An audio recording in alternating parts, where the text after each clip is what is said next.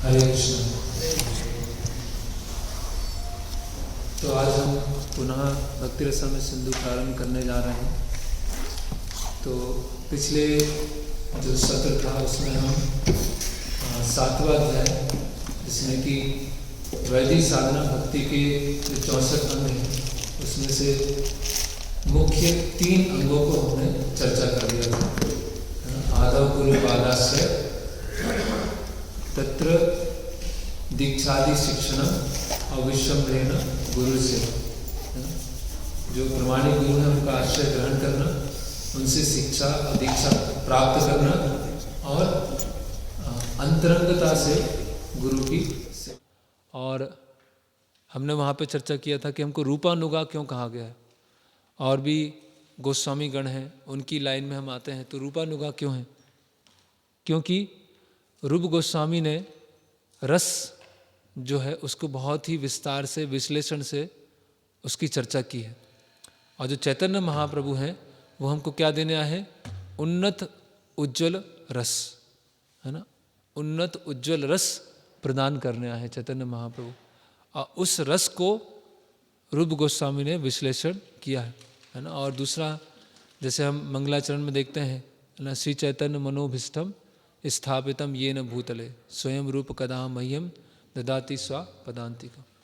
तो रूप गोस्वामी और स्वरूप दामोदर गोस्वामी, उन्होंने चैतन्य महाप्रभु के हृदय को जाना, है ना। तो इसीलिए हमको जी, ये तो माता जी सारांश चल रहा है। अभी अध्याय 7 हम पढ़ेंगे। तो इसीलिए हमको रूपानुगा कहा गया है। फिर हमने देखा कि कैसे रूप गोस्वामी ने भक्ति रसामृत सिंधु को उसका ऑथराइजेशन हुआ, है ना। कि कोई भी बुक लिख सकते हैं, कोई व्यक्ति अपना शास्त्र कुछ भी लिख सकता है, लेकिन वो कैसे ऑथराइज है उसके लिए हमने चर्चा किया कि जहाँ भी रूप गोस्वामी कुछ भी अपनी बात बता रहे हैं, कोई भी परिभाषा दे रहे हैं, शुद्ध भक्ति की परिभाषा दे रहे हैं, या भक्ति के जो अलग अलग लक्षण हैं उनकी परिभाषा दे रहे हैं, या भक्ति करने की योग्यता क्या होती है, प्री क्वालिफिकेशन क्या, उसकी क्या है, तो हर जगह रूप गोस्वामी शास्त्रों का उद्धरण दे रहे हैं, उसको बैकअप सपोर्ट दे रहे हैं अपनी बात को शास्त्रों से। तो इस तरह से रूप गोस्वामी ने भक्ति रसामृत सिंधु को ऑथराइज किया। फिर हमने भक्ति, रस, अमृत और सिंधु, इन 4 की हमने परिभाषा देखी। भक्ति का अर्थ क्या है? भक्ति में सेवा, है ना। कुछ प्रीतिपूर्वक सेवा, हिंदी में ट्रांसलेट किया है डिवोशनल सर्विस, मतलब प्रीतिपूर्वक सेवा। उसमें एक्शन भी है और उसमें विचार भी है, विचार भी चल रहा है और एक्शन भी है। भक्ति करने से क्या प्राप्त होगा? रस प्राप्त होगा। रस क्या होते हैं? 2 तरह के रस होते हैं, एक जड़ रस होता है और एक आध्यात्मिक रस होता है। जो जड़ रस होता है वो कैसा होता है? भोग और त्याग की तरह होता है, या वो चपल सुख होता है, या मृत्यु के समय वो रस समाप्त हो जाता है। लेकिन जो भक्ति का रस होता है वो कैसा होता है? अमृत के समान होता है, जो कभी नष्ट नहीं होता है, इस जीवन में भी रहता है, और क्योंकि वो आत्मा का आनंद है तो वो अगले जीवन में भी ट्रांसफर होता है। तो भक्ति, रस और अमृत, है ना। और ये जो रस प्राप्त हुआ है, कैसा रस? जो कभी नष्ट नहीं होता है, वो स्टैटिक नहीं है, वो स्थिर नहीं होता है, वो सिंधु की तरह क्या है? वो बढ़ता जाता है, बढ़ता जाता है, बढ़ता जाता है, बढ़ता जाता है। तो इस भक्ति रस जो कि अमृत के समान है, उस सिंधु की चर्चा इस भक्ति रसामृत सिंधु में की जाएगी, है ना। और जैसे कि श्रीमद् भागवतम भगवान कृष्ण का साहित्य रूप है, उसी तरह से भक्ति रसामृत सिंधु क्या है? श्रीमती राधा रानी का साहित्यिक रूप है। कोई राधा कुंड में स्नान करके कृष्ण प्रेम प्राप्त करने का प्रयास करता है ना, लेकिन राधा कुंड में स्नान करने से पहले उसे अपने आप को भक्ति रसामृत सिंधु में स्नान करना चाहिए। फिर हमने देखा कि प्रभुपाद जी समझा रहे हैं कि हर कोई सेवा कर रहा है, हर कोई किसी न किसी से वो प्रेम करता है ना। कोई अपने बच्चों से करते हैं, बच्चे पेरेंट्स से करते हैं, भाई बहनों के बीच में होता है, फिर राष्ट्र से होता है, फिर समाज से होता है, फिर पूरी मानवता से होता है ना। प्रेम करने की प्रवृत्ति क्या शेर में भी होती है, जानवरों में भी होती है, सब में प्रेम करने की प्रवृत्ति पाई जाती है।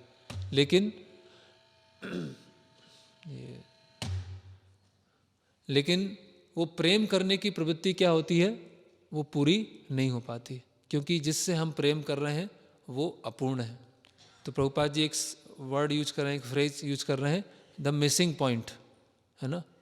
That missing point is Krishna, that missing point is Krishna. हमेशा एक कुछ ना कुछ हम मिस कर रहे हैं, वो मिस क्या कर रहे हैं, कृष्ण को मिस कर रहे हैं। फिर उसके पश्चात हमने देखा कि परम सत्य की परिभाषा क्या है। कोई बताएंगे परम सत्य की परिभाषा क्या है? अखिल रसामृत मूर्ति। अखिल मतलब सभी, सारे, रस मतलब जो रस, रसामृत, मूर्ति मतलब सभी रसों के मूर्तिमान स्वरूप कौन है? कृष्ण, है ना। तो परम सत्य की जो सबसे उच्च डेफिनेशन है, सबसे हाईएस्ट डेफिनेशन है, वो क्या है? अखिल रसामृत मूर्ति। उससे क्या हो जाता है? रस कहने से क्या हो जाता है? मायावाद का अपने आप खंडन हो जाएगा। रस मतलब दो लोगों के बीच में आदान प्रदान, एक सेवा कर रहे हैं, एक सेवक हैं और दूसरे सेव्य हैं। तो जब उन दोनों के बीच में सेवा का आदान प्रदान होगा तो एक रस प्राप्त होगा। और भगवान क्या है? बहुत अलग अलग संबंधों में रस प्राप्त करते हैं, और उस रस के मूर्तिमान रूप कौन है? श्री कृष्ण, है ना। अखिल रसामृत मूर्ति। फिर रूप गोस्वामी अपने ग्रंथ की सुरक्षा के लिए किनसे प्रार्थना कर रहे हैं? चैतन्य महाप्रभु से, अपने गुरु सनातन गोस्वामी से और वैष्णवों से, है ना। चैतन्य महाप्रभु से प्रार्थना किया उन्होंने, फिर सनातन गोस्वामी, और सनातन गोस्वामी से जब प्रार्थना कर रहे हैं तो श्रील प्रभुपाद जी ने अपनी प्रार्थना उसके अंदर शामिल कर दी है कि मैं भक्ति सिद्धांत सरस्वती ठाकुर उनसे प्रार्थना करता हूँ। और वैष्णवों से प्रार्थना किया, और वैष्णवों को किस तरह से तुलना किया? शार्क मछली की तरह। जैसे कि एक शार्क मछली होती है, वो नदी पर ध्यान नहीं देती है, या जो समुद्र की बहुत अधिक गहराई में होती है ना। तो उसी तरह से जो भक्त होते हैं, जो भक्ति रस का सिंधु है, समुद्र है, उसकी गहराई में होते हैं, उनको मुक्ति रूपी नदी से कुछ लेना देना नहीं होता है। और जिस तरह से शार्क मछली निर्भय होती है, उसी तरह से जो भक्त होते हैं वो भी इस भौतिक जगत में एक निर्भय की तरह रहते हैं। फिर हमने इस पुस्तक के विभागों को देखा। 4 डिवीज़न है ना, पूर्व, पश्चिम, उत्तर और दक्षिण। तो पूर्वी विभाग में क्या है, कोई बताएंगे? नहीं, और कोई? हाँ हाँ हाँ। तो पूर्वी विभाग में क्या है? 4 वेव्स हैं, 4 तरंगे हैं, 4 लहरियाँ हैं। सामान्य भक्ति, साधन भक्ति, भाव भक्ति और प्रेम भक्ति। तो अभी तक हमने अपने कोर्स में कहाँ तक कर लिया था? साधन भक्ति चल रही थी हमारी, सामान्य भक्ति हमने कर लिया था और साधन भक्ति चल रहा था। फिर आता है पूर्वी के बाद पूर्व पश्चिम। पश्चिम विभाग में क्या है, किसी को याद है? पश्चिम विभाग में है 5 मुख्य रस: शांत, दास्य, सख्य, वात्सल्य और माधुर्य।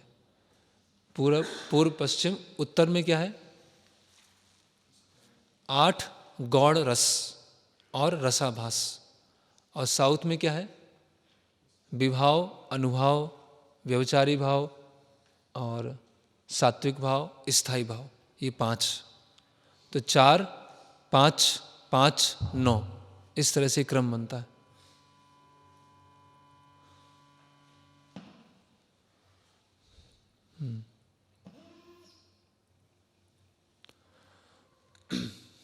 हरे कृष्ण।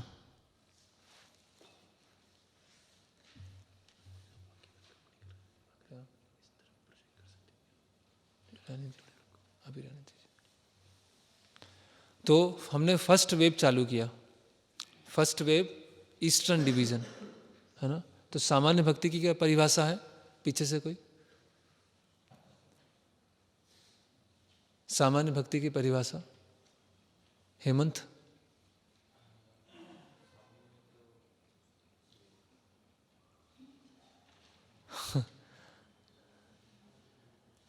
और कौन थे? सात्विक प्रभु? अरे ये तो कितने दिन चली थी। जोर से बोली। भगवान की श्लोक।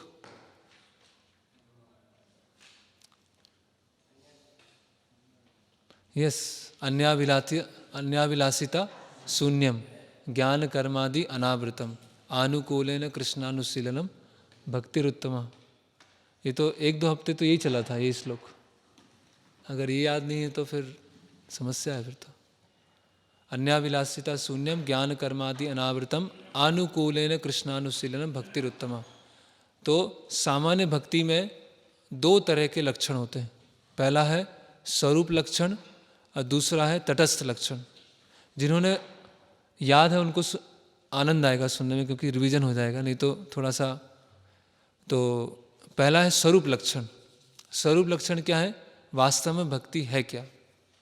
और तटस्थ लक्षण मतलब जो भक्ति नहीं है। तो रूप गोस्वामी ने क्या दिया है? Theory of everything.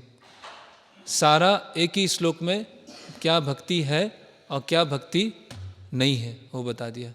तो आनुकूलेन कृष्णानुशीलनम। शीलनम मतलब मन से, वचन से और कर्म से भगवान की सेवा करना, अनुकूल और प्रतिकूल का ध्यान रखते हुए। और कृष्ण मतलब कृष्ण, उसमें गुरु भी आते हैं, शुद्ध भक्त भी आते हैं, अन्य अवतार भी आते हैं, स्वांश भी आते हैं और विभिन्नांश भी आते हैं। और अनु मतलब दीक्षा। कृष्ण और अनु आपस में कैसे जुड़ते हैं? अनु मतलब दीक्षा, और दूसरा अनु मतलब निरंतर, हमेशा कंटिन्यूस, हमेशा करते रहना। और दूसरा अनु मतलब तीसरा मतलब पूर्ववर्ती आचार्यों को फॉलो करना। तो गुरु से दीक्षा, पूर्ववर्ती आचार्यों को फॉलो करना और निरंतर। जब हम अनुशीलनम करते हैं कृष्ण, गुरु, विभिन्नांश और कृष्ण के अन्य अवतार, तो उसको क्या बोलते हैं? कृष्णानुशीलनम। और आनुकूल्य मतलब जैसा भगवान चाहते हैं, जैसा गुरु चाहते हैं उस तरह से करना, ना कि जैसा मैं चाहता हूँ उस तरह से अनुशीलनम करना, जैसा भगवान चाहेंगे। ये है शुद्ध भक्ति की, इसको बोलते हैं उत्तम भक्ति। ठीक है। अभी भक्ति क्या नहीं है उसको पहली लाइन में रूप गोस्वामी क्या बताते हैं? अन्याभिलाषिता शून्यम ज्ञान कर्मादि अनावृतम। तो किसी भी तरह की अभिलाषा नहीं होना, भगवान की सेवा करने के अलावा और कोई अभिलाषा नहीं होना। और ज्ञान कर्मादि अनावृतम, जो ज्ञान मतलब मानसिक शांति, है ना। ज्ञान मतलब ब्रह्म में लीन होना, है ना। या और कर्म मतलब जैसे वर्णाश्रम, आयुर्वेद, है ना, पूजा लाभ प्रतिष्ठा, है ना, उसमें समाज सेवा, इन सब से, योग से भक्ति क्या होती है? अनावृत होती है। फिर हमने अभी रूप गोस्वामी ने अपनी परिभाषा दिया ये अन्याभिलाषिता शून्यम। इसको बैकअप करने के लिए क्या परिभाषा दिया? नारद पंचरात्र से। कौन सा श्लोक है वो? सर्वोपाधि विनुर्मुक्तम तत्परत्वेन निर्मलम ऋषिकेन ऋषिकेश सेवनम भक्तिर उच्यते। तो ये सामान्य भक्ति की परिभाषा हुई। सामान्य भक्ति के 6 लक्षण होते हैं। कौन से 6 लक्षण हैं? एक वसुधा प्रभु, एक लक्षण। आशीष, एक लक्षण। जोर से बोलिए। हाँ, कोई भी एक बता सकता है। सांद्रानंद विशेषात्मा। और रुचिम सुदुर्लभा। आदित्य, अच्छा आप नहीं थे। एक क्लेशाग्नि। फिर श्री कृष्ण आकर्षणी, सुविधा, एक और बचा है। और कोई पीछे से? मोक्ष लघुताकृत। यस, ये 6 शुद्ध भक्ति के लक्षण होते हैं। तो पहला क्या है? क्लेशाग्नि, सभी तरह के क्लेश से मुक्त हो जाते हैं। क्लेश कैसे आते हैं? क्लेश 3 चीजों से आते हैं, अविद्या, पाप और बीज, इच्छा। अविद्या मतलब संबंध ज्ञान पता नहीं है, बीज मतलब इच्छाएं, और पाप 2 तरह के पाप हैं, प्रारब्ध और अप्रारब्ध। प्रारब्ध क्या है लोग आप बताइए? हाँ, प्रारब्ध मतलब जो अभी फलित हो रहे हैं। उदाहरण के लिए हमारे शरीर प्रारब्ध से बना है, और कोई बीमारी है या कोई लीगल इम्प्लीकेशन है ना, तो ये प्रारब्ध है। अप्रारब्ध का उदाहरण कोई बताएंगे? और त्रिलोक, अप्रारब्ध। हाँ, फलित हो गया है लेकिन फल मिलना बाकी है। उदाहरण?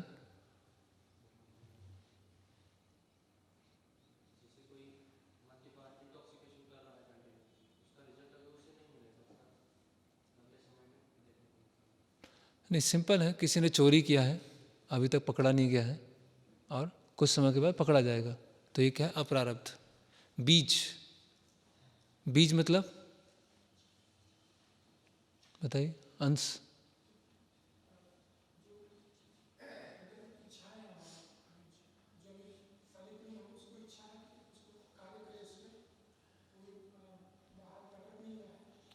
क्या प्रकट नहीं हुआ है?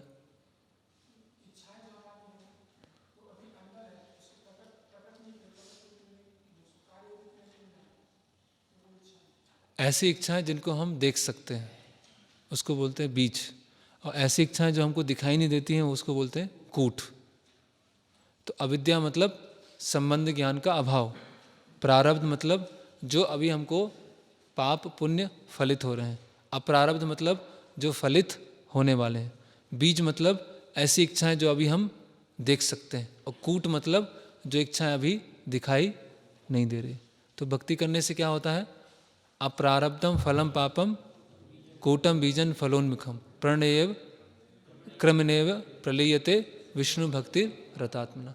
तो क्रम से धीरे धीरे करके सारे पाप, बीज, अविद्या नष्ट हो जाते हैं। क्लेशाग्नि। फिर जब प्रारब्ध की बात आती है तो हमने दीक्षा कर चर्चा किया था, है ना? दीक्षा, दीक्षा के समय क्या होता है? सभी तरह के पाप नष्ट हो जाते हैं। तो दीक्षा की कोई परिभाषा बताएंगे? दीक्षा क्या है? जो दीक्षित हैं वही बताएं।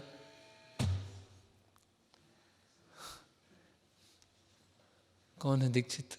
श्रीनिधि, दीक्षा की परिभाषा या उसका अपने शब्दों में अर्थ भी बता सकते हैं।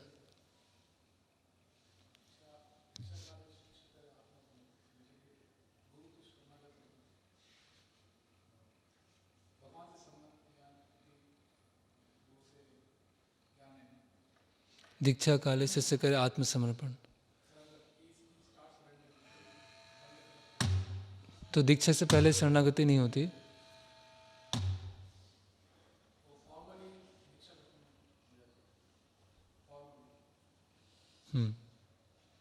और यस,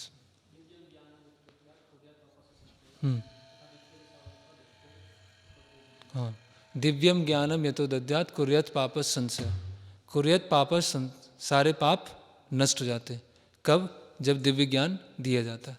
और दूसरा कोई दीक्षित भक्त?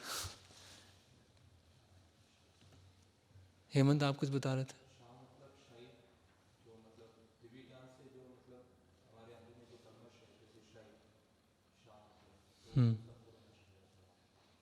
ठीक है, प्रिय।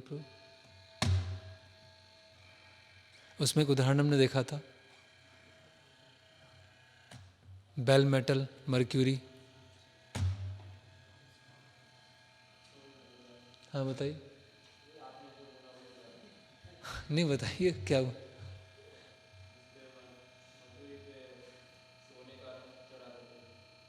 मर्क्यूरी पर सोने का रंग चढ़ा देते हैं।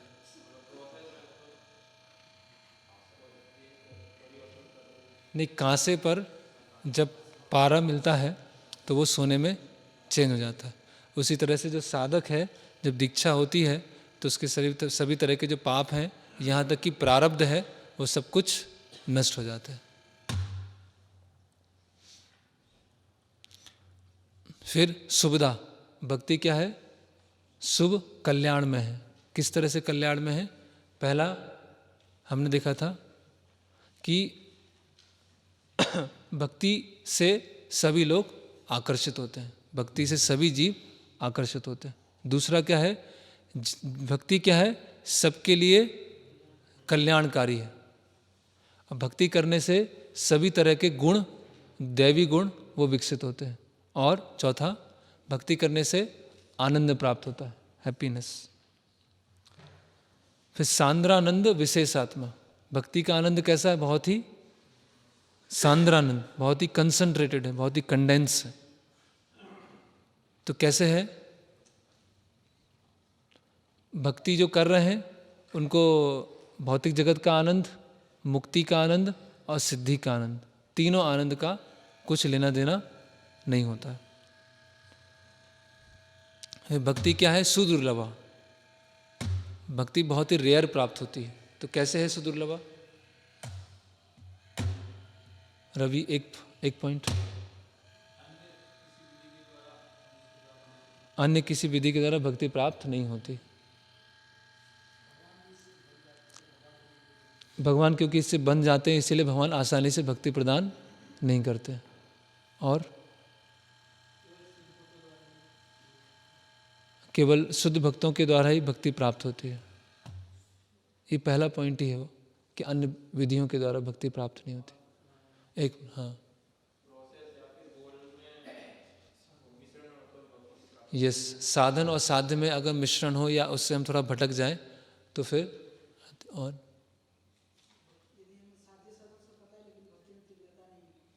हाँ, लौल्यम, लौल्यम एकलम मूल्यम, अगर ग्रीड नहीं, यस। फिर है मोक्ष लघुताकृत, मोक्ष की इच्छा, जन्म मृत्यु से निकलने की इच्छा चली जाती है। मम जन्मनि जन्मनीश्वरे भवतार भक्तिर अहेतु की। और श्री कृष्ण आकर्षणी, तो श्री कृष्ण आकर्षणी में क्या हमने 2 पॉइंट समझे थे, बहुत महत्व।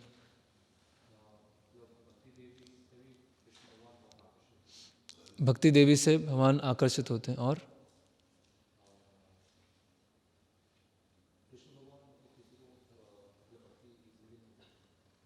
कृष्ण, वो तो सुदुर्लभा था। हाँ, भगवत गीता का जो पृष्ठ है वो किसको बताता है? श्री कृष्ण आकर्षणी। और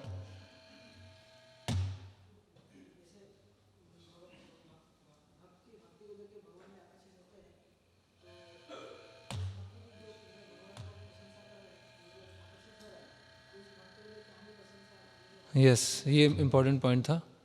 क्या? कि अगर भगवान भी भक्ति से आकर्षित होते हैं तो जो भक्त होता है वो भी दूसरे के हृदय में जो भक्ति है उससे वो आकर्षित होता है। मतलब भक्ति करने से वो द्वेष की जो भावना होती है धीरे धीरे क्या होने लगती है? कम होने लगती है। और जब से सबसे उच्च अवस्था आती है तो पूरी तरह से द्वेष क्या हो जाता है? खत्म हो जाता है। तो जब भगवान भी भक्ति देवी से आकर्षित हैं तो जो भक्त हैं वो भी जो दूसरे की भक्ति है उससे वो आकर्षित होते हैं। तो यहाँ पर सामान्य भक्ति और सामान्य भक्ति के जो लक्षण हैं वो सब समाप्त हो गए। फिर आता है अध्याय 2, साधन भक्ति। साधन भक्ति की क्या परिभाषा है? अमरेश, आप थे? आप नहीं थे, और कौन थे? गोपीनाथ प्रभु, साधन भक्ति की परिभाषा?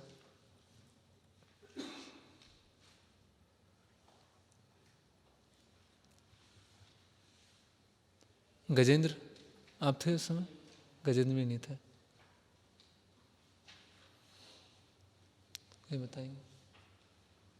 त्रिलोक।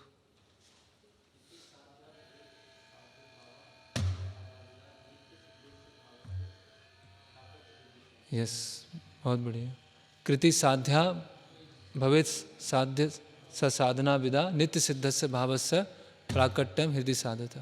तो इसमें क्या 3 पॉइंट हैं साधन भक्ति में?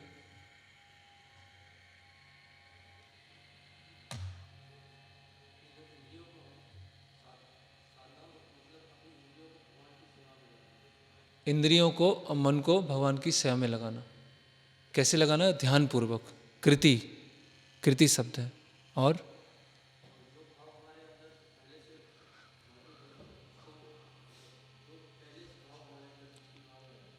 हाँ हाँ, तो ये जो भाव आ रहा है वो कोई आर्टिफिशियल नहीं आ रहा है, कुछ कुछ कर दिया और आ गया, या कहीं बाहर से आ गया, वो ऑलरेडी हृदय में है।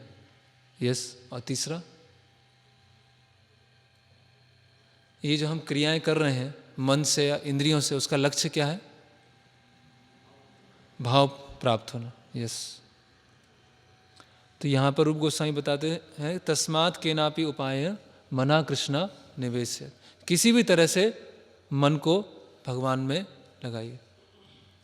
फिर वैदिक साधना भक्ति की क्या परिभाषा है? एक मिनट, बाकी लोग। वैदिक साधना भक्ति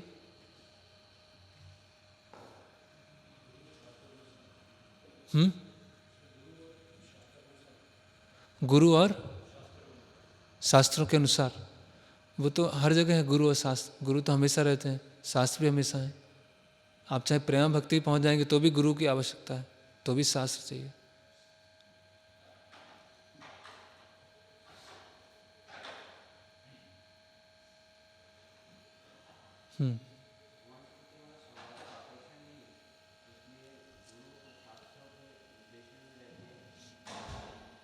ये पूरी परिभाषा हुई कि जहाँ पर भगवान की सेवा के लिए स्वाभाविक रुचि नहीं है, है ना, सास नैव शास्त्रस्य सा वैदिक भक्तिर उच्यते। जो शास्त्रों के और गुरु के शासन में की जाए, जहाँ पर प्रेरणा स्रोत क्या है? शास्त्र हैं। जहाँ पर प्रेरणा क्या है? गुरु के आदेश। और जब भक्ति की उच्च अवस्था आती है तो प्रेरणा स्रोत कौन है? भगवान से स्वाभाविक आकर्षण, भगवान की सेवा करने की स्वाभाविक इच्छा। उस समय भी गुरु आदेश देते हैं, उस समय भी शास्त्र पढ़ते हैं, लेकिन अभी प्रेरणा वो नहीं है। प्रेरणा क्या है? भगवान से आसक्ति। इसमें वैदिक भक्ति का एक नियम था, स्मर्तव्य सततम विष्णु विस्मर्तव्यो न जातुचित सर्वे विधि निषेधेश्वर एते और एवं किंकरा। सारे नियम, बहुत सारे नियम पालन कर लिए, उसका एकमात्र लक्ष्य क्या है? हमेशा कृष्ण का स्मरण और कभी भी भगवान का विस्मरण नहीं होना। भक्ति करने की क्या क्वालिफिकेशन है? योग्यता क्या है? कुलवंत, भक्ति करने की क्या योग्यता है? कोई एक योग्यता?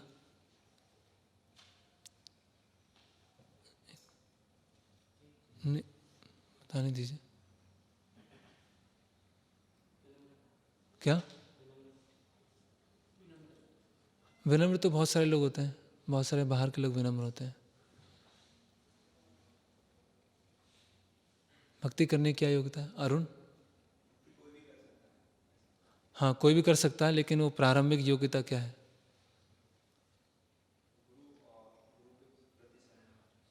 वो तो बहुत आगे की बात है।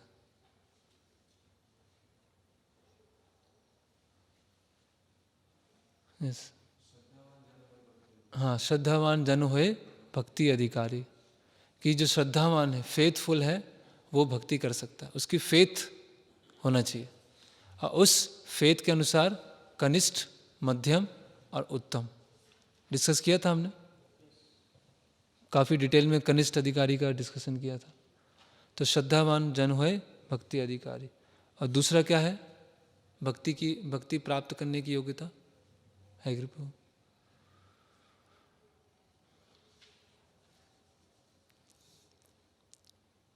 आशीष?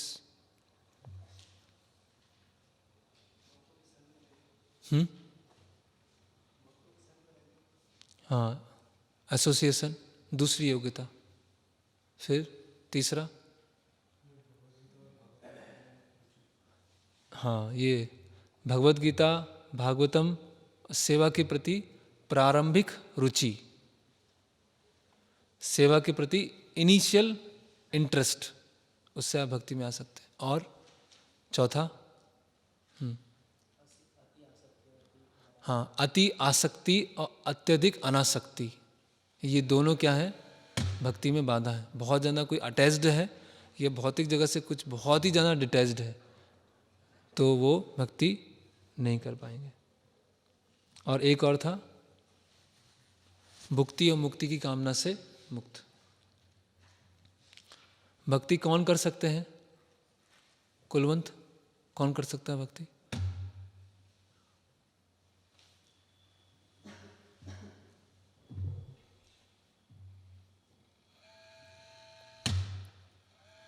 क्या हो गया, कोई नहीं कर सकता?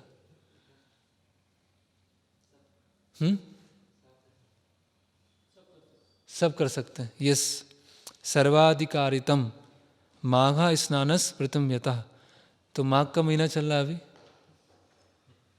माघ का चल रहा है ना। जैसे माघ महीने में सबको स्नान करने का अधिकार है, सब स्नान करते हैं, उसी तरह से भक्ति करने का अधिकार सभी को है। उसके लिए पहली कोई प्री क्वालिफिकेशन नहीं चाहिए। भक्ति करते समय अगर हमारा फॉल डाउन हो जाता है, पतन हो जाता है, तो फॉल डाउन से निकलने के लिए क्या तरीका है? ये सात्विक प्रभु,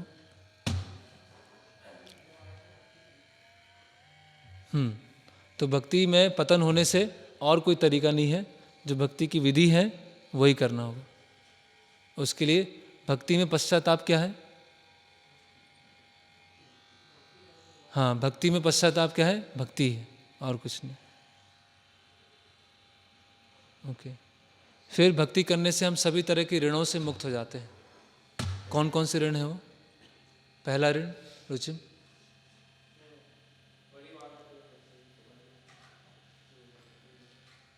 क्या ऋण होता है परिवार के प्रति?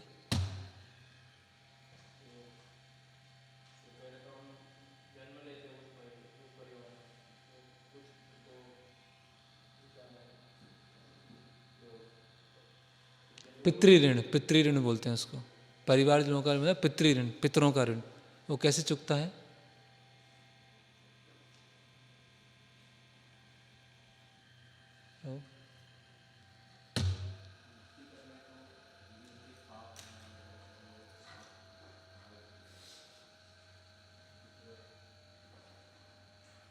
नहीं, पितृ ऋण वैसे कैसे चुकता है ट्रेडिशनली? पिंडदान करते हैं और संतान उत्पत्ति उसके, तो वो भक्ति में आने से कैसे वो पितृ ऋण चुक जाता है? वही अब सही बोला। एक तो पाप खत्म हो जाते हैं, भक्ति करने से बाकी जो पितर हैं उनका भी उद्धार होता है, उनको भक्ति प्राप्त होती है। दूसरा ऋण देवी देवताओं का ऋण कैसे चुकता है?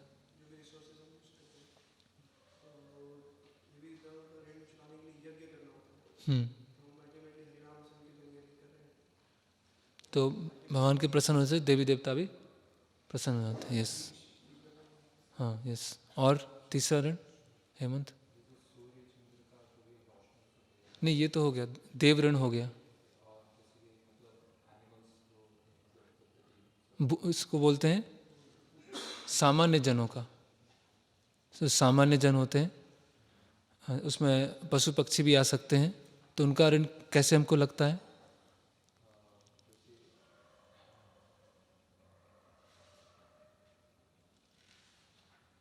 किसी ने हमारी मदद किया या कुछ व्यक्तियों ने कुछ व्यवस्था किया, उसका हमने यूज कर लिया।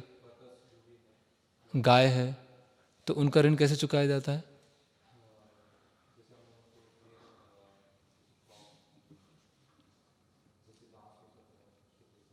क्या करते हैं?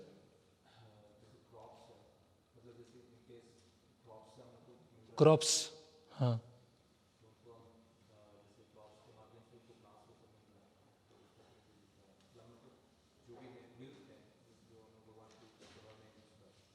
हाँ, सामान्य जनों का ऋण कैसे चुकता है? जैसे कुएं खुदवाना है, प्याऊ लगवाना है, वृक्षारोपण करना है, गाय को रोटी डालना है ना, ऐसे अलग अलग चीज़ों से ये ऋण चुकते हैं। और ऋषियों का ऋण, ऋषियों का ऋण कैसे होता है? हाँ, नहीं, ऋण कैसे चढ़ता है ऋषियों का? ज्ञान दिया है, हाँ हाँ, उस ज्ञान को बढ़ाने से और आगे ले जाने से ऋषियों का ऋण चुक जाता है। देवर्षि भूताप नृणाम पितृणाम ना किंकरो नायम ऋणी च राजन सर्वात्माया शरणम शरण्यम गतो मुकंदम परिहत। तो सभी तरह के जो ऋण हैं उससे हम भक्ति करने से मुक्त हो जाते हैं। फिर वैधि साधन भक्ति के 64 अंगों के बारे में हम चर्चा कर रहे थे। तो 64 में से जो 20 अंग हैं सबसे प्रमुख हैं, 20 में से 10 में है क्या करना है और 10 हैं क्या नहीं करना है। और उन 20 में भी जो 3 हैं वो सबसे महत्वपूर्ण है। आदौ गुरु पादाश्रय, गुरु का आश्रय लेना, फिर आश्रय लेने के पश्चात उनसे शिक्षा और दीक्षा लेना, और उनकी फिर अंतरंगता से सेवा करना, है ना। तो गुरु का आश्रय लिया जाता है तो उसका क्या श्लोक है? किसी को याद है फेमस श्लोक? एक और कोई बताएंगे? गुरु का आश्रय लेते हैं तो क्या है?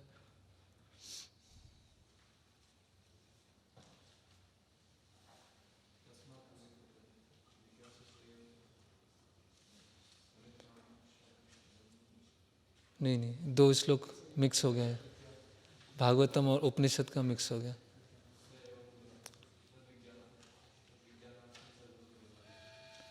वो तो फिर उपनिषद का हो गया। तस्मात् गुरुम प्रपद्येत जिज्ञासु श्रेय उत्तम शाब्दे परेचा निष्णातम ब्रह्मणि उपशमाश्रम। इसका अर्थ क्या है? इसका अर्थ आपको अंश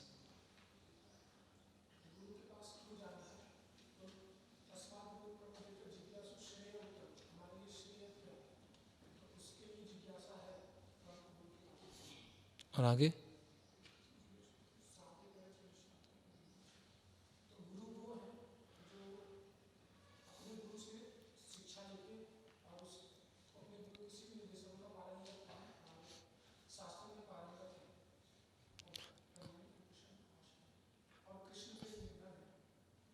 और उन शास्त्रों की शिक्षाओं में स्थित है। शाब्दे परेचा निष्णातम, जिन्होंने अपने गुरु से सुना है उस शिक्षाओं में वो स्थित है ना।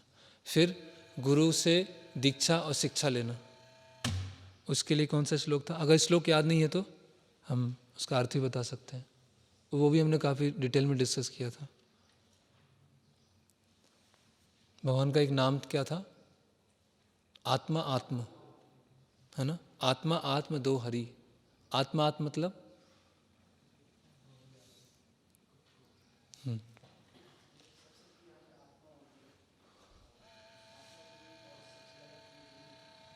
हाँ, प्रिय से भी प्रिय। तो सबसे प्रिय कौन है? आत्मा। और उस आत्मा की भी प्रिय कौन है? गुरु। यस, गुरु को हमें साधारण व्यक्ति नहीं समझना चाहिए या अपने समकक्ष नहीं समझना चाहिए। गुरु हमेशा जो भगवान है उनकी शरण में होते हैं, और गुरु को अपनी सेवा में नहीं लगाना चाहिए, उनकी सेवा करना चाहिए। ओके। फिर गुरु की कैसे सेवा की जाए? विश्वम्भरेण गुरु सेवा, उसके लिए क्या श्लोक था? वो भी फेमस श्लोक है, आचार्याम, वहाँ से चालू होता है। कोई और बताना चाहे? पीछे बैक बेंचर्स।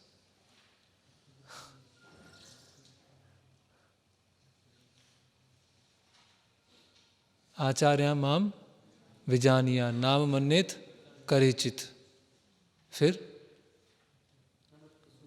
नाम अर्थ बुद्धि सुयेत सर्वदेव मयो गुरु। इसका अर्थ क्या है?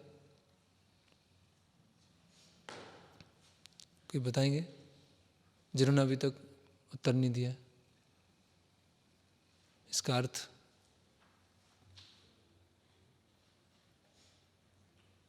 आचार्य माम विजानीयात, इसका अर्थ क्या है? आचार्य को मुझे समझो, मैं और आचार्य क्या है? एक समान है। फिर ना वर्णित कर ही चित, कभी भी उनकी अवमानना अवहेलना नहीं करना चाहिए। ना मर्त बुद्धि सुयेत, कभी भी उनको साधारण मर्द बुद्धि लेके नहीं आना है कि ये साधारण व्यक्ति है। सर्वदेव मयो गुरु, सारे देवी देवता उन गुरु में वास करते हैं। गुरु की पूजा करने से सारे देवी देवताओं की पूजा हो जाती है। फिर हमने देखा था हरौ रुष्टे गुरु त्राता गुरु रुष्टे न कंचना तस्मात् सर्व प्रयत्नेन गुरु एवा प्रसादेत। अगर कृष्ण क्रोधित हो जाते हैं तो गुरु बचा लेते हैं, अगर गुरु क्रोधित हो जाते हैं तो कोई भी बचा नहीं सकता। इसीलिए सारे प्रयास हमारे किस लिए होना चाहिए? गुरु को प्रसन्न करने के लिए। गुरु कृष्ण रूप हना शास्त्र प्रमाणे गुरु रूपे कृष्ण कृपा करें भक्त गणे। सभी शास्त्रों में बताया गया है कि कृष्ण हमारे सामने कैसे आते हैं? गुरु के रूप में आते हैं, है ना। गुरु रूपे कृष्ण कृपा करें भक्त गणे। और कृष्ण कैसे कृपा करते हैं? गुरु के द्वारा करते हैं, इसलिए बोलते हैं कृष्ण कृपा मूर्ति। तो इस तरह से, और गुरु कैसे होते हैं? एक पेरेंट्स की तरह होते हैं, माता पिता की तरह होते हैं। जैसे माता पिता के ध्यान के बिना बच्चा अच्छी तरह से बड़ा नहीं हो सकता, उसी तरह से गुरु जो हैं उनके ध्यान के बिना हम बड़े नहीं हो सकते। और ये संबंध क्या होता है? दोनों तरफ, दो तरफा होता है। जिस तरह से शिष्य है गुरु की शरणागति लेना चाहते हैं, उसी तरह से जो गुरु हैं वो शिष्य को पूरा अच्छी तरह से अपने आप को देना चाहते हैं, है ना, पूरा उनको सिखाना चाहते हैं, आगे बढ़ाना चाहते हैं। तो ये दो तरफ से शिष्य और गुरु का संबंध होता है। ऐसा नहीं कि शिष्य ने शरणागति लिया लेकिन गुरु क्या है? एक न्यूट्रल स्टेज में। गुरु भी उतने उत्सुक हैं उसको आगे बढ़ाने के लिए। तो यहाँ पर हमारा समरी है वो पूरा हो गया। इसमें किसी का कोई प्रश्न है तो पूछ सकते हैं।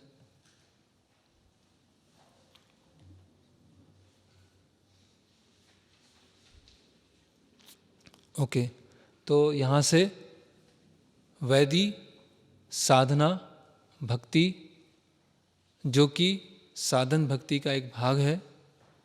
साधन भक्ति मतलब उत्तम भक्ति, उसका एक, उसके जो 64 अंग हैं वैदिक साधना भक्ति के, उसका चौथा अंग हम डिस्कस करने जा रहे हैं।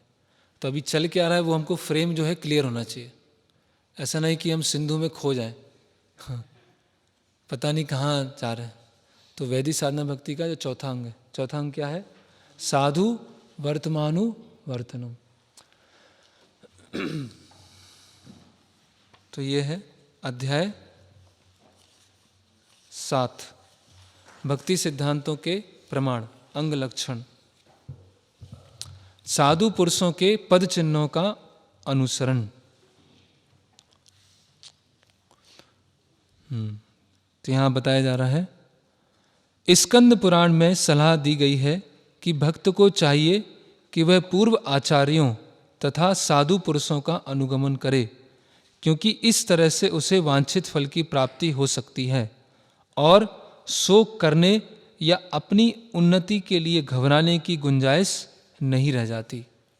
तो अगर जो पूर्ववर्ती आचार्य हैं, पूर्ववर्ती साधु हैं, उनके पद चिन्हों का वो अनुसरण करता है, उनके पद चिन्हों पे चलता है, तो किसी भी तरह का शोक करने की, किसी भी तरह की चिंता करने की या घबराने की आवश्यकता नहीं रह जाती, है ना। तो हमारे लिए साधु पद चिन्ह का अनुसरण करना मतलब जो प्रभुपाद जी के निर्देश हैं, है ना, हम इसलिए हम देखते हैं कि हमें कहीं भी किसी भी चीज़ में समस्या है ना, या इस परिस्थिति में हमें कैसे उत्तर देना है, या इस परिस्थिति में प्रभुपाद जी ने क्या बताया है, क्या स्टैंडर्ड्स होते हैं, तो हमारे लिए मानक क्या है, हमारे लिए स्टैंडर्ड क्या है? प्रभुपाद जी के बुक्स, प्रभुपाद जी के लेटर्स, प्रभुपाद जी के लेक्चर्स, प्रभुपाद जी के कन्वर्सेशन, प्रभुपाद जी की मेमोरीज, है ना। तो जहाँ भी हमें कुछ भी समस्या है, कैसे स्वयं के जीवन में कैसे एक मंदिर, कैसे एक संस्था पूरे लंबे समय तक चलेगी, उसके लिए हमारे लिए मानक क्या है? प्रभुपाद जी के निर्देश। हम कुछ नया अपना कॉन्कॉक्ट नहीं कर सकते, है ना, अपना कुछ नया हम इन्वेंट नहीं कर सकते, है ना। तो जैसा कि बताया गया है, धर्म संस्थापन हेतु साधुर व्यवहार, है ना। धर्म संस्थापन हेतु साधुर व्यवहार, पुरी गुसाई जे कैला से ही धर्मसार। ये किन के बारे में आता है श्लोक? किन्हीं को पता है? एक और कोई? माधवेंद्र पुरी, उनके बारे में आता है। क्या है? धर्म संस्थापन हेतु साधुर व्यवहार, कि भक्तों का व्यवहार कैसे होता है? धर्म की स्थापना के लिए। जो भक्त किस तरह व्यवहार करते हैं? जिससे धर्म की स्थापना हो। मतलब भक्तों के व्यवहार को देखकर एक साधारण व्यक्ति समझ सकता है कि शास्त्रों में क्या लिखा है, या किस तरह से व्यवहार, आइडियली व्यवहार होना चाहिए। तो भक्तों का या साधुओं का एक विशेष रोल है, एक विशेष भूमिका है। क्या है? शास्त्रों की शिक्षा को जीवंत करना। शास्त्रों की जो शिक्षा है केवल पुस्तक में नहीं है, केवल ग्रंथ में नहीं है, ये व्यवहारिक रूप से है।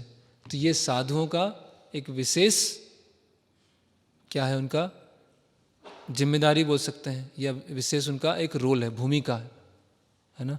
पुरी गुसाई जे कैला से ही धर्मसार। तो माधवेंद्र पुरी ने जो किया वो धर्म का सार है।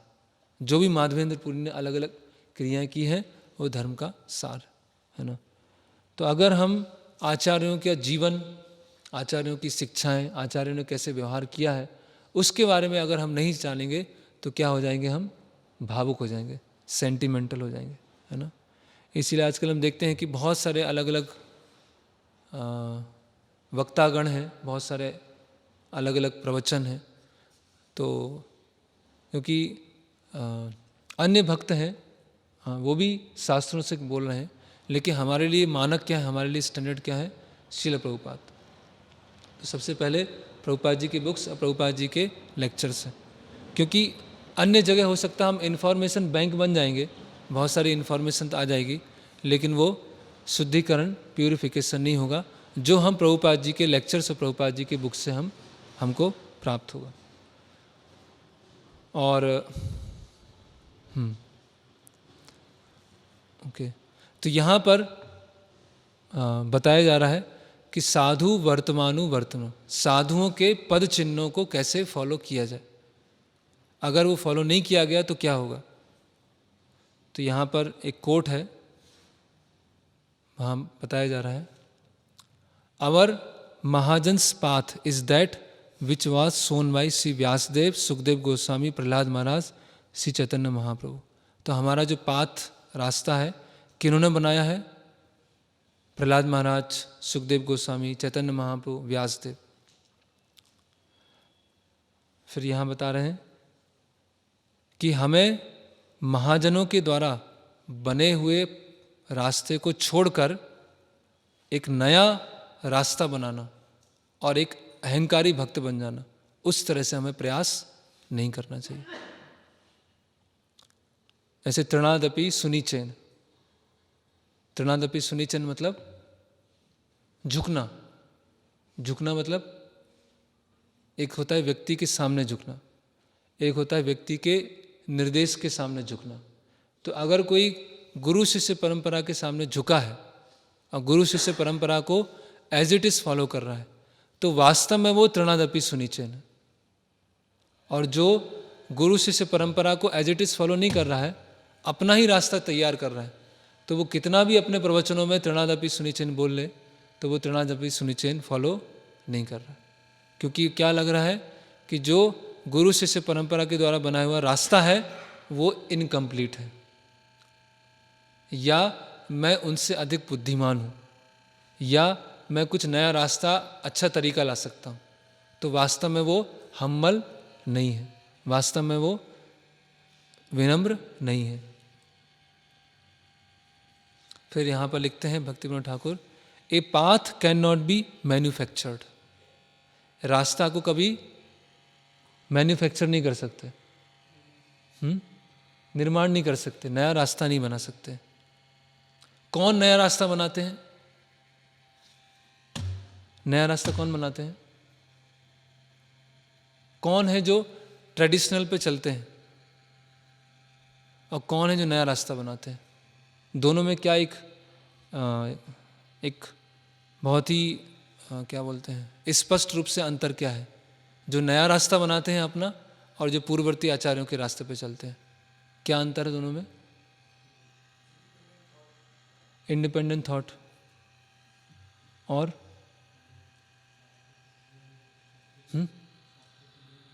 शास्त्रों के नहीं, इनफ, नॉट इनफ फेथ।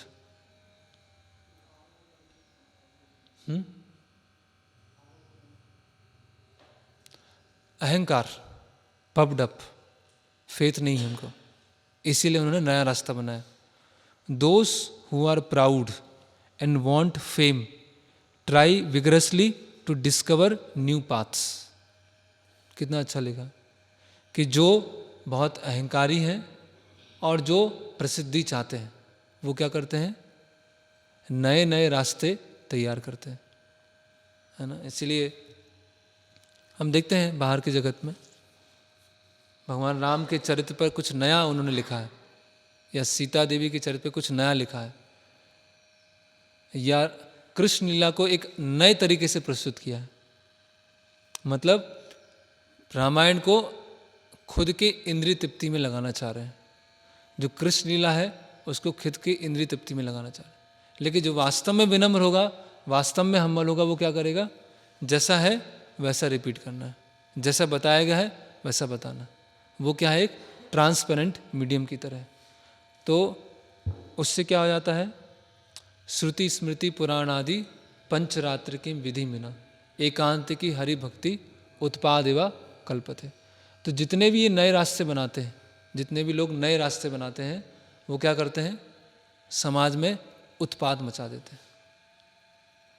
कोई बोला मेरा रास्ता, माई रियलाइजेशन, माई पाथ, वो सब बोगस।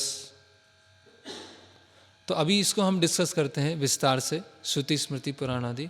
थोड़ा ही टाइम बचा है, तो ये श्लोक सब याद कर सकते हैं। श्रुति स्मृति पुराण आदि पंचरात्र की विधि मिना एकांत की हरि भक्ति उत्पादेवा कल्पते। ये श्लोक प्रचार में भी बहुत काम आएगा कि समाज में उत्पाद क्यों मच रहा है। क्यों? क्योंकि शास्त्रों के एक भाग को ले लिया, एक को छोड़ दिया, है ना। श्रुति को ले लिया, स्मृति को छोड़ दिया, स्मृति को ले दिया, पंचरात्र को छोड़ दिया, पंचरात्र को ले लिया, श्रुति को छोड़ दिया। तो आपने अगर पूरा सम्यक रूप से शास्त्र को नहीं लिया तो समाज में क्या मचेगा? उत्पात मचेगा। कोई भी हम आध्यात्मिक संस्था ले लें, उसमें यही सबसे बड़ी कमी है कि शास्त्रों को सम्यक दृष्टि से वो नहीं लेते हैं। शास्त्रों में एक बहुत महत्वपूर्ण एक सिद्धांत है जिसको बोलते हैं एक वाक्यता। शास्त्रों में बहुत सारी चीज़ें नहीं है, एक ही चीज़ चल रहा है। अगर हम ध्यान से देखें, चाहे वो कर्म कांड हो, चाहे वो ज्ञान कांड हो, चाहे अष्टांग योग हो, चाहे भक्ति हो, एक ही चीज़ चल रही है। एक वाक्यता इसको बोलते हैं, यह समन्वयता। कहाँ ले जा रही है हमको? अल्टीमेटली कहाँ जाना है? हरिसत्व कीते वेदस्य सर्वेर अहम वेद्यो सर्वधर्मान परित्यज्य, कृष्ण की तरफ ले जा रही। तो क्या होता है? व्यक्ति एक भाग को उठाता है, एक को छोड़ देता है, इसको उठाता है, उसको छोड़ देता है। तो आपस में क्या होता है? झगड़े होते रहते हैं।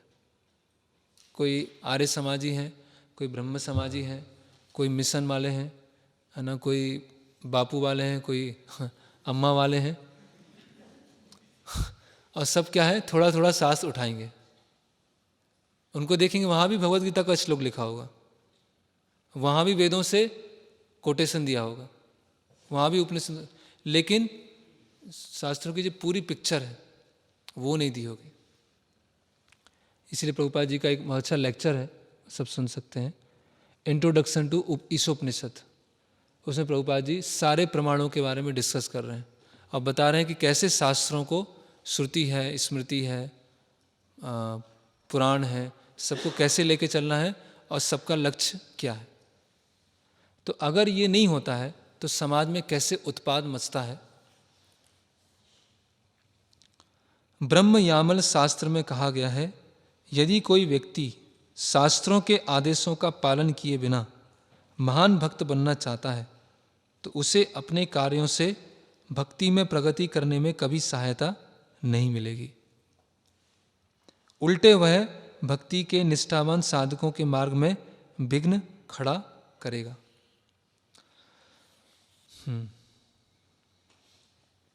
जो लोग शास्त्रों के सिद्धांतों का दृढ़ता से पालन नहीं करते वे सामान्यतः सहजिया कहलाते हैं। पहला कौन है जो उत्पाद मचाता है? वो है सहजिया। सहजिया कैसे उत्पाद मचाते हैं? सहजिया लोग कैसे उत्पाद मचाते हैं? सहजिया कि बस भगवान से प्रेम करो, बस भगवान को प्रेम चाहिए, ये नियम है, ये कानून है, सुबह उठना है, इससे तो है ना, हम नियमों में बंधना नहीं चाहते हैं, हम तो बस मन से, है ना, हम तो अपने जो कन्हैया हैं उनके लिए पूरा हमारा हृदय है। हम तो अपने साथ में उनको जब मूवी देखने जाते हैं तो एक सीट बुक करते हैं और साथ में अपने लड्डू गोपाल को भी बैठाते हैं। जब कार चलाते हैं तो कार की बगल वाली सीट पर लड्डू गोपाल को रखते हैं। ऐसे हैं बहुत सारे लोग, ये कोई थ्योरेटिकल नहीं है। एक कोई ट्रेन में मिले थे, हम वृंदावन से आ रहे थे, तो लड्डू गोपाल थे और दोनों सीट के बीच में जो जगह होती है वहाँ पे लड्डू गोपाल को बैठाया था उन्होंने। उस सीट के जो नीचे है वहाँ पे उनकी चप्पल उतरी हुई थी। तो लड्डू गोपाल भी हैं, साथ साथ चल रहे हैं, क्योंकि हमारे क्या है, बच्चे के समान है और कोई नियम पालन नहीं। तो जो ऐसा बोलते हैं बस भगवान से प्रेम करो, कुछ नियम पालन करने की जरूरत नहीं है। एक दिन नहीं उठेंगे तो भगवान क्या नाराज हो जाएंगे? अगर एक दिन हम मंगला आरती नहीं आएंगे तो क्या भगवान नाराज हो जाएंगे? तो जैसे वैसे ही हुआ कि जैसे पत्नी है, पति से बोल रही है कि बहुत प्रेम है, बहुत प्रेम है, बहुत प्रेम है, लेकिन खाना खुद बना लो, कपड़े खुद धो लो और झाड़ू भी लगा लेना, लेकिन प्रेम बहुत है लेकिन प्रेम बहुत है ना। तो ये प्रेम केवल शब्दों में नहीं, वो क्रिया में भी होना चाहिए। तो जिनका केवल शब्दों में होता है वो सहजिया कहलाते हैं।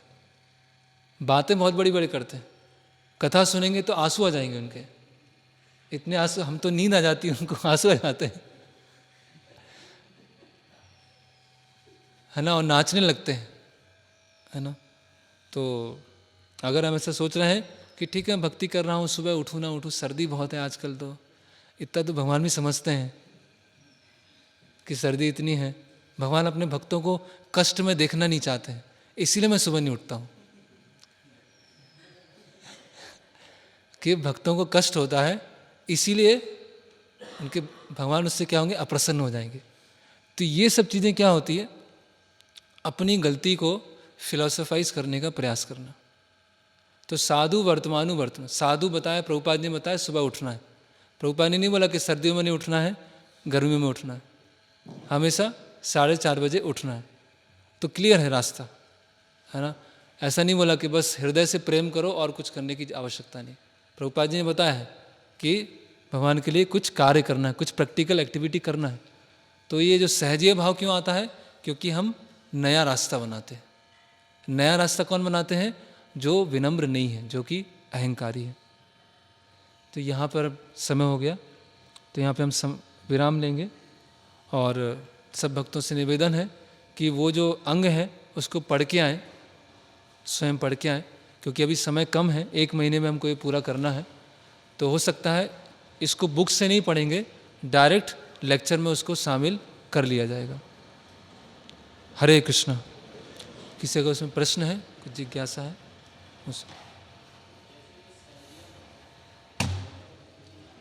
सहजीय भाव,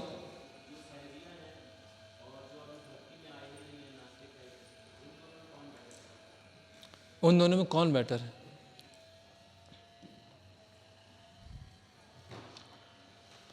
वो वैसे ही है, वेट स्टूल और ड्राई स्टूल।